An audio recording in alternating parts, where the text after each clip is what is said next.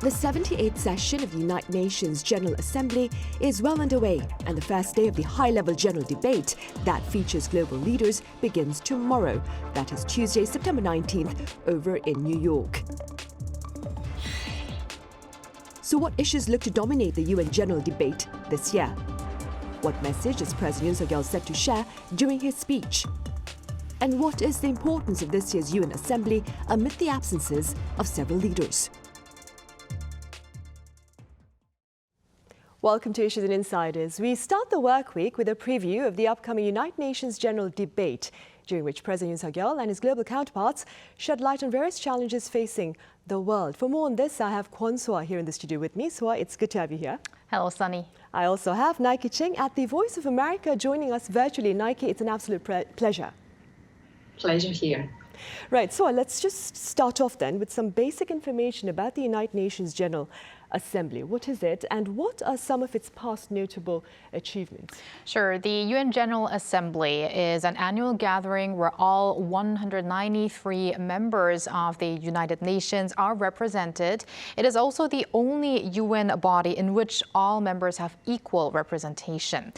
The main 6 bodies of the UN are the General Assembly, the Security Council, the Economic and Social Council, the Trusteeship Council, the International Court of Justice, and the UN Secretariat. The UN General Assembly is the chief deliberative, policy-making, and representative organ among them. The 78th session of the UN General Assembly has opened on September 5th with a key event, the General Debate, running from September 19th, so Tuesday, to the 26th.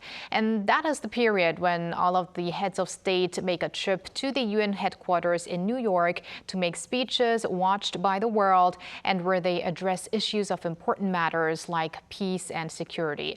Rather than being a debate, the leaders get to present their visions to the world. And they also make decisions on budgetary issues, admissions, or suspension of members. Now, regarding the achievements made so far, going back to 1948, so just a little after the United Nations has been established, the Universal Declaration of Human Rights, which outlines global standards for human rights, has been issued. In 1968, the Treaty on the Non-Proliferation of Nuclear Weapons was approved. In 1979, an adoption of a resolution on eliminating discrimination against women. And in 2015, the UN Global Goals, or the Sustainable Development Goals, were announced. And the SDG is a globally shared blueprint of 17 goals for peace and prosperity. And 2023, so this year, marks the halfway point of the SDG goals because the deadline is set for 2030. Right, and I suppose that's also going to dominate talks this time around then. And Nike, that being said, what are some of the major issues that look to dominate the podium this year? It is expected that Ukraine will continue to be a big focus for the second year. Ukraine President Zelensky will attend UNGA on the United Nations General Assembly in person for the first time after Russia invaded Ukraine last year. And he will address UN Security Council on Wednesday. Therefore, the Black Sea Grain Initiative and the military cooperation between Russia and North Korea will be addressed. Russia terminated the Black Sea Grain Initiative in July. The deal has allowed Ukraine to safely export its agricultural products through 3 of its Black Sea ports, and which has been helpful to quell the rising food prices over the past year. Meanwhile, as Soa mentioned earlier, there are developing countries who are hoping to address issues that are important to them, such as climate and sustainable development, with the goal to end hunger and extreme poverty. There will be a 2-day summit on sustainable development goals, and the UN Secretary General will host a climate ambition summit. Also, the other topic big on agenda is to defend the UN Charter and human rights as we approach the 75th anniversary of Universal Declaration on Human Rights. And to that regard, one of the news to watch this week will be 5 Americans wrongfully detained by Iran will be returning to the United States. They have been putting on house arrest after release from jail in August, but they will return to the United States this week. Also, the U.S. will make a declaration to denounce arbitrary detention this week during the UNGA meetings. Right, indeed. Now, Soa, there are critics who claim that this particular gathering will simply be one where grievances are shared and few problems solved, as only one member out of the 5 permanent member leaders of the UN Security Council is poised to join this event. Could you tell us more? Right. The UN Security Council is comprised of 5 permanent members and 10 non-permanent members. And the permanent members are the US, the UK, China, France, and Russia. And only the US is expected to be represented by its state leader. Now, it's not a must for the leaders of the veto-wielding members of the Security Council to attend, but it's rare to have only one there. Now, French President Emmanuel Macron will skip the General Assembly due to scheduling conflicts. He is hosting Britain's King Charles III starting on Wednesday, a visit that already had been postponed, and he also is set to welcome Pope Francis on Friday. Now, UK's Prime Minister Rishi Sunak won't be in New York either, which would be the first time for a British leader in a decade to skip the event. A busy schedule was the initial reason given, but according to an exclusive by The Guardian, the Prime Minister was warned he would risk embarrassment at the global level by being excluded from key climate change discussions on the back of criticized UK climate policies. Now, Chinese President Xi Jinping and Russian President Vladimir Putin will be absent as well, although for them, not attending in person is tradition, and their countries will be represented by the Vice President and Foreign Minister, respectively. Meanwhile, another heavyweight who is known to forego the event is India's Prime Minister Narendra Modi, who just hosted the G20 summit in New Delhi, but there is no clear reason given for why he's not coming. Right. And against this backdrop, Nike, the significance of this particular summit again is being questioned with renewed calls for its reform. What more can you share with us? It is expected that U.S. President Joe Biden will reiterate the need for a reform. In 2022, Biden had advocated for an increase of permanent seats with the United Nations Security Council. He has advocated not only to support countries such as Japan, Germany, India, but also countries from Africa, Latin America, and Caribbean to represent a wider geopolitical presence at the UN Security Council. And we also noticed that it's not just the call from the United States. Other countries, such as BRICS, had a joint statement after they met in August that they hope to include countries such as Brazil, India, and South Africa to increase their role in the United Nations Security Council. So it's not an effort to get out of the UN system or to get out of the international order, but it's an effort to have more wider geopolitical, geographical representation. That said, the call for reform should not take away from the importance of face-to-face meetings. I have heard diplomats who told me that sometimes you just need that first-hand face-to-face interaction to read the nuance. In that regard, I would expect bilateral meetings between U.S. and Chinese officials. We noticed that Chinese Vice President Han Zheng will be participating in the UNGA meeting. Also, the newly appointed Japanese Foreign Minister will also have expected to have a meeting with the U.S. Secretary of State, Antony Blinken, which will be the first time for their meeting. Right, indeed. And during his face-to-face with global partners, so President Yoon Suk Yeol will seek to rally support against North Korea's hostile weapons ambitions, I hear. Right. For South Korea's president, the United Nations General Assembly, that is, always serves as a stage to garner international support for Seoul's efforts to achieve denuclearization on the Korean Peninsula and to denounce North Korea's continuous military threats.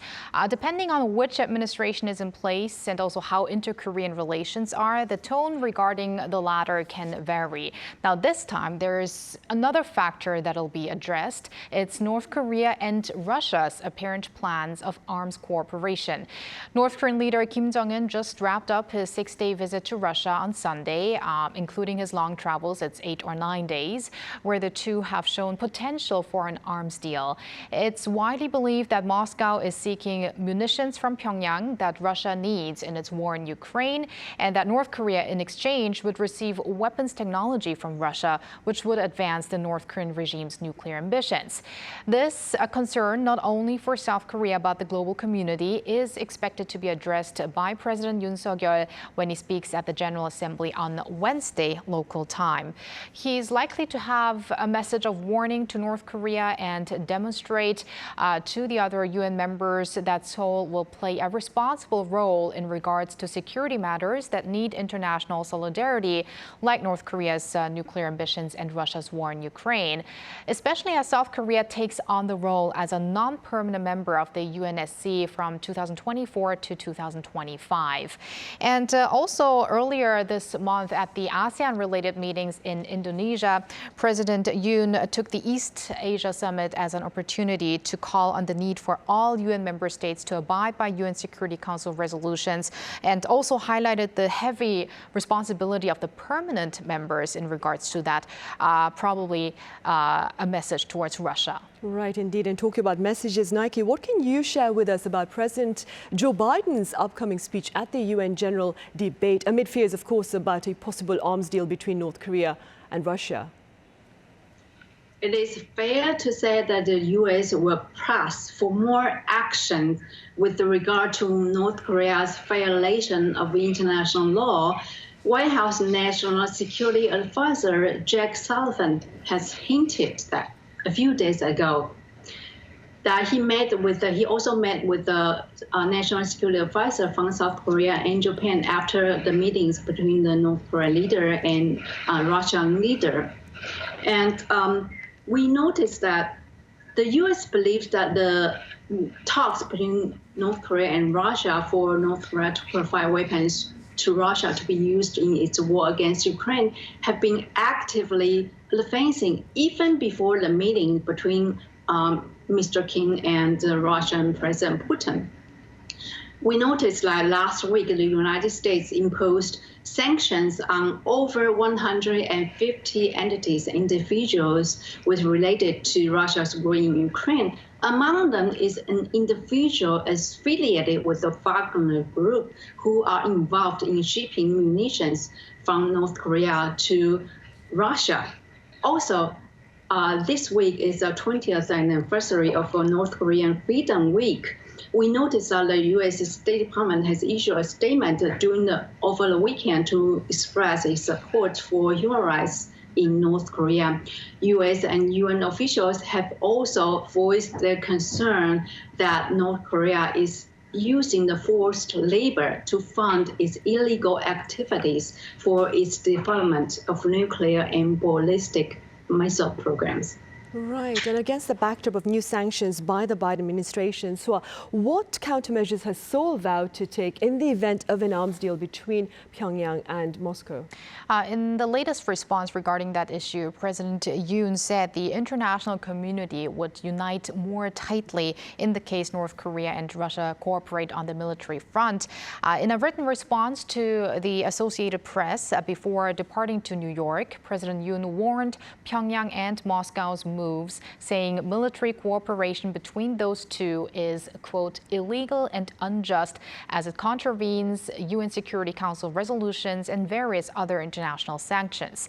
He also stressed the two allies, South Korea and the U.S.'s efforts in dealing with threats from North Korea, reiterating their extended deterrence will develop into a joint system which involves joint discussions, decisions, and actions.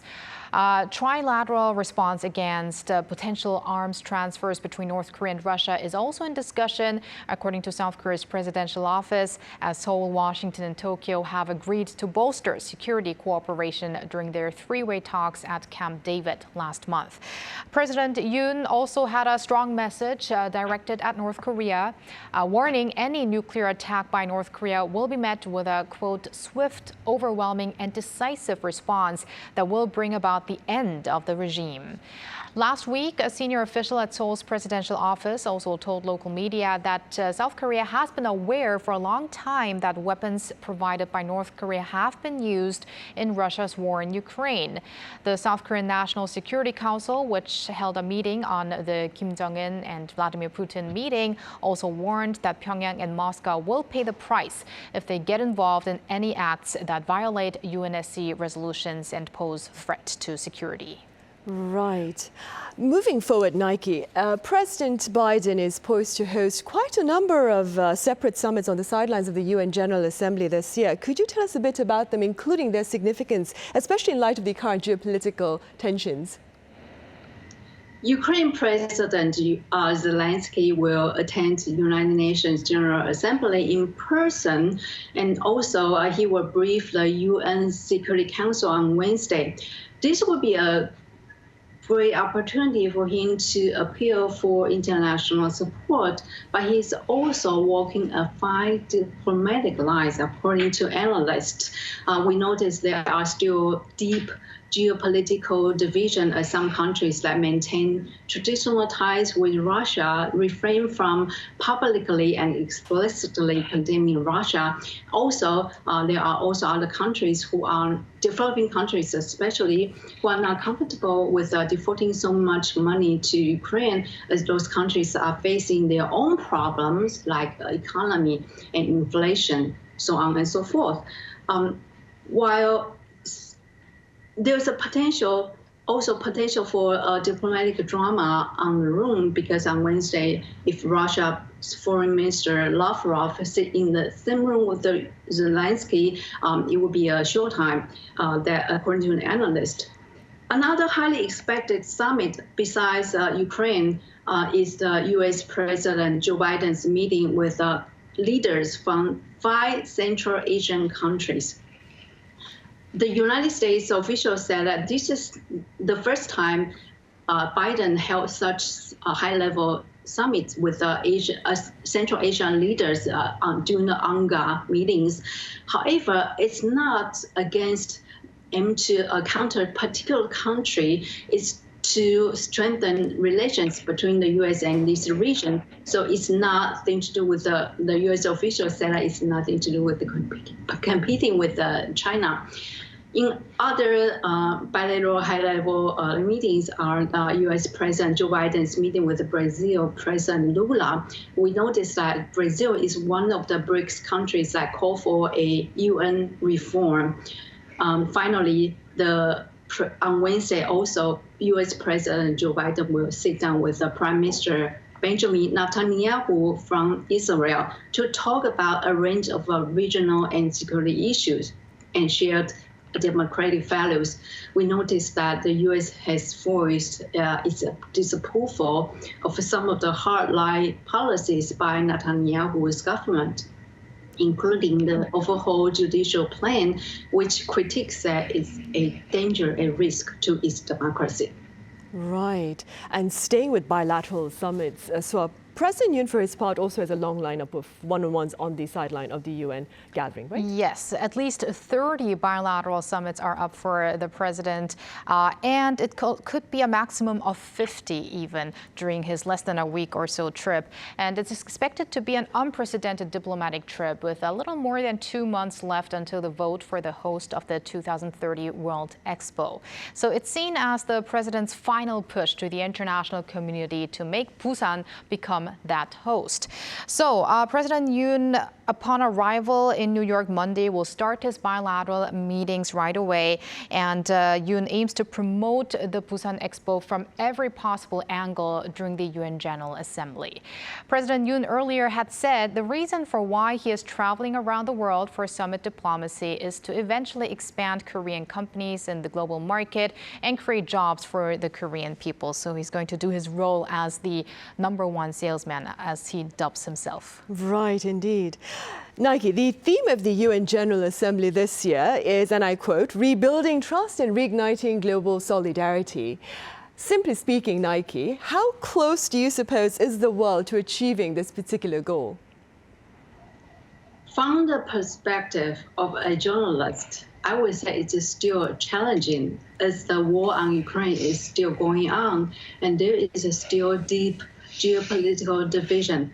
That said, there appears to be solidarity over sustainable development. As we discussed earlier, the two-day summit on sustainable development goals is to end hunger and extreme poverty. The United Nations officials have warned that if the current trend continues, 575 million people will be trapped in extreme poverty by the end of this decade. So it's very alarming. The other issue high on agenda was watching is other humanitarian issues, which include the recent flood in Libya and the Morocco earthquake, the ongoing conflict in Sudan, and the situation in Haiti. It could be expected that there will be solidarity to call on attentions over the humanitarian issues. Right, of course. And speaking about solidarity, so I hear we can expect some progress on the pandemic front? Right, because there is an unprecedented focus on global health issues at the session this time regarding tackling tuberculosis, discussions on a universal health coverage, and a meeting on pandemic prevention, preparedness, and response. Now, the pandemic meeting is scheduled for Wednesday, and a declaration is expected to be adopted there. And I got the chance to read through a so-called zero draft, and it says the gist seems to be make sure we deal with pandemics at the highest political level, be it nationally, regionally, or internationally. So for better readiness for health emergencies like the COVID-19 pandemic. And the document also stresses equity numerous times, an example of that being the call for fair and just vaccination, access to vaccination, that is. Now, ahead of the meeting, World Health Organization Director General Tedros Adhanom Ghebreyesus said, quote, if COVID-19 taught us nothing else, it's that when health is at risk, everything is at risk, adding that the pandemic led to enormous economic, social, and political upheaval and hindered progress towards the SDG goals that I mentioned before. In fact, one of the SDG goals is good health and well-being. Right, hopefully for the entire world, of course. All right, so as always, thank you very much for your time and your thoughts. My pleasure. And Nike, thank you so much for your insights today. My pleasure. Right, well, on that note, we say goodbye today. We return with more on the UN Global Gathering, same time tomorrow, that is Tuesday. Join us then.